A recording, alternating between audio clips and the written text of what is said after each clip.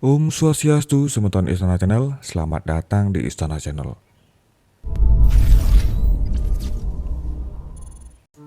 Benarkah letusan Gunung Kelud akibat kemarahan manusia berkepala kerbau? Kemudian tentang hasil dari kedekatan manusia terhadap Sang Pencipta melalui ritual sesaji yang dilaksanakan, bencana alam Gunung Kelud yang dahsyat meletus pada tanggal 13 Februari 2014 tidak menelan korban sama sekali. Berbeda dengan letusan Gunung Kelud yang terjadi pada tahun 1919 di mana terdapat lebih dari 5.000 jiwa yang meninggal dunia. Yang terjadi pada tahun 2014 silam itu hanya merenggut 3 nyawa saja. Apakah dengan keaktifan warga melaksanakan upacara dan memberikan larung sesaji menjadi salah satu alasan bahwa mereka bisa selamat? Letusan Gunung Kelud 7 tahun silam tak hanya meninggalkan material vulkanik. Sejumlah mitos berkembang di masyarakat sejak letusan 13 Februari 2014 hingga sekarang. Bacaini.id merangkum beberapa mitos terkait Gunung Kelud yang dipercaya masyarakat memiliki hubungan erat dengan kisah asmara Mahesasura dan Dewi Kilisuci. Mitos itu dipercaya turun-temurun oleh penduduk di kaki Gunung Kelud sampai saat ini. Sebagai gunung kuno di Pulau Jawa, Gunung Kelud memiliki segudang cerita yang logis hingga tak masuk akal.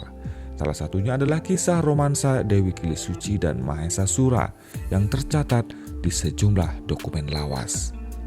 Legenda ini menceritakan kemarahan Mahesasura yang merupakan manusia berkepala kerbau kepada Dewi Kilisuci karena ditolak cintanya. Konon Dewi Kilisuci menyebut satu syarat kepada Mahesasura. Jika syarat tersebut dipenuhi, maka cinta manusia berkepala lembu itu akan diterimanya. Dewi Kilisuci meminta Mahesasura membuat sumur sebagai syarat yang diajukan untuk menerima pinangannya.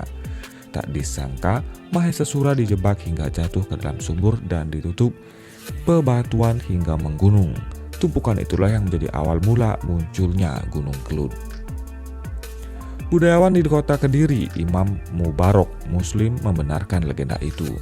Menurut dia, masyarakat mempercayai bahwa letusan Gunung Kelud sebagai tanda kemarahan Mahesasura.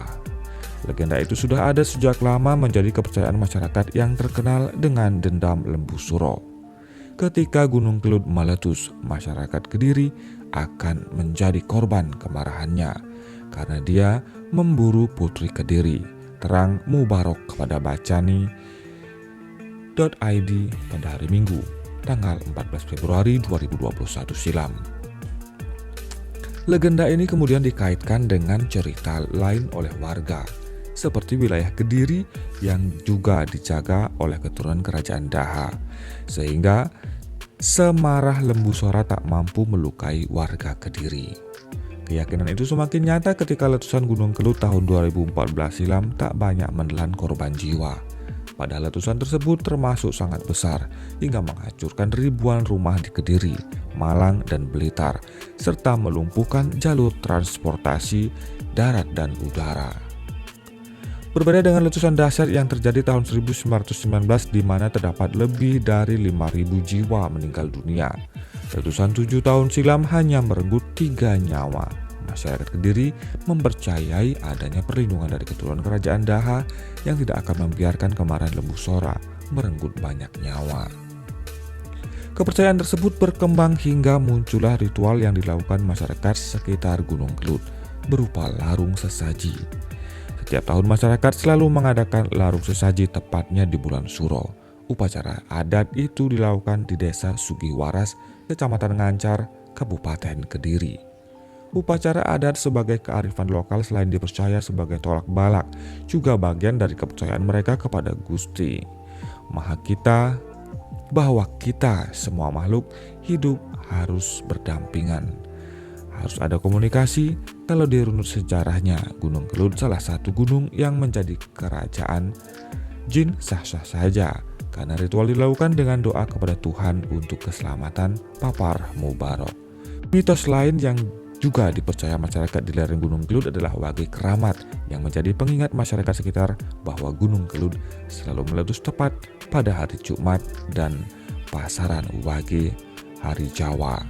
Tercatat Gunung Kelud meletus pertama kali pada tahun 1901, 1919, 1951, 1966, 1990, 2007 muncul anak Kelud dan terakhir pada 13 Februari 2014 lalu, tepat 7 tahun yang lalu, yang juga jatuh pada Kamis Kliwon malam Jumat Wage yang juga terjadi pada tahun-tahun sebelumnya.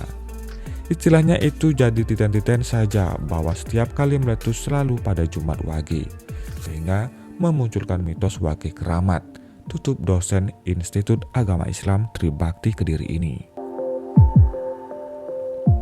Semeton, bagaimana pendapat Anda? Silakan tuliskan pendapat Anda di kolom komentar. Terima kasih atas atensi Anda. Sampai jumpa di video selanjutnya. Om Santi Santi Santi Om.